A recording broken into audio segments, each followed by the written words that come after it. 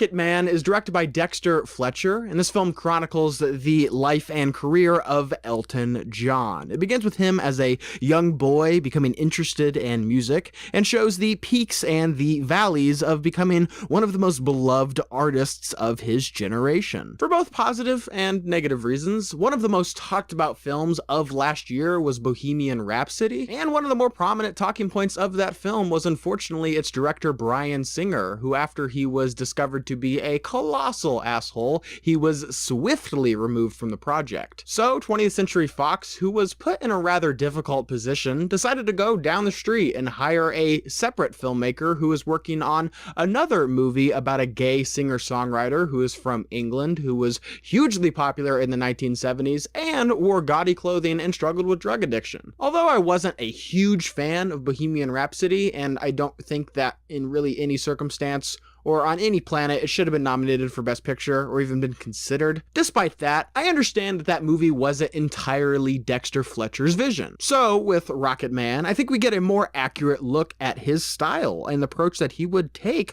on making a biopic, again, by someone who had a reasonably similar lifestyle to Freddie Mercury. First and foremost, I think that Rocketman is a film that is held up almost entirely on the shoulders of its star, Taron Egerton, who is magnificent as Elton John. I remember when I saw the 2016 animated film Sing, in which Egerton does a cover of Elton John's I'm Still Standing. I remember when I saw that movie, I kind of perked up a little bit and was like, oh my god, the kid from Kingsman has some serious pipes. And in this film, he really has the opportunity to play two different characters in a sense. You have Elton John, the showman with these garish costumes and energetic stage presence. And then you have Reginald Dwight, who's this pretty self-conscious and introverted kid from England. It is a difficult thing to look and behave like someone, especially when they're still living, but I think what Taron Egerton does in this film is entirely on another level because he embodies this character. He totally gets lost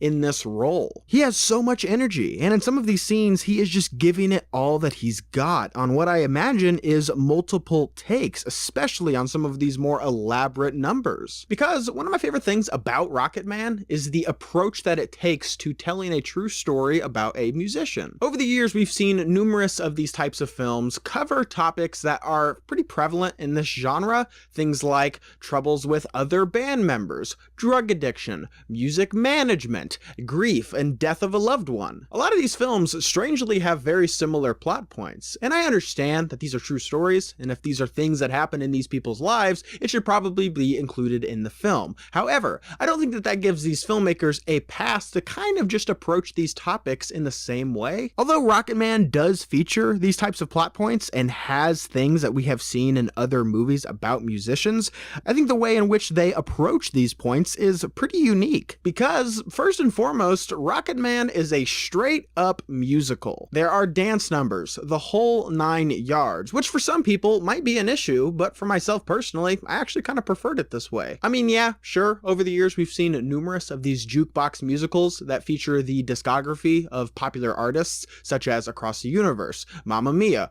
Rock of Ages, Moulin Rouge. But seeing a biopic that uses the music of the person the film is about, I think is a brilliant decision. And considering the music is not written to fit the confines of this film's narrative, I think the songs that are utilized in this movie actually do so pretty well. I also thought that the supporting cast of this film was excellent. Bryce Dallas Howard, who portrays Elton John's mother in this film, is the one that comes to mind as being particularly noteworthy. Now, it is very common for a lot of these biopic music films to feature impressive performances, but what I think makes Rocketman special is the way that it approaches its narrative. It's a different type of film. And I'd say if you wanted to watch a beat for beat retelling of what happened in Elton John's life, go watch a documentary. But for those of you who want to see a film that is as showy and as theatrical as the person the film is about, then I would highly recommend that you check out Rocketman. So did you guys see Rocketman? What did you think about it? Leave your thoughts and opinions down below. And as always, guys, thank you so much for watching today. I hope you liked today's video. And if you did, you can click on the link down below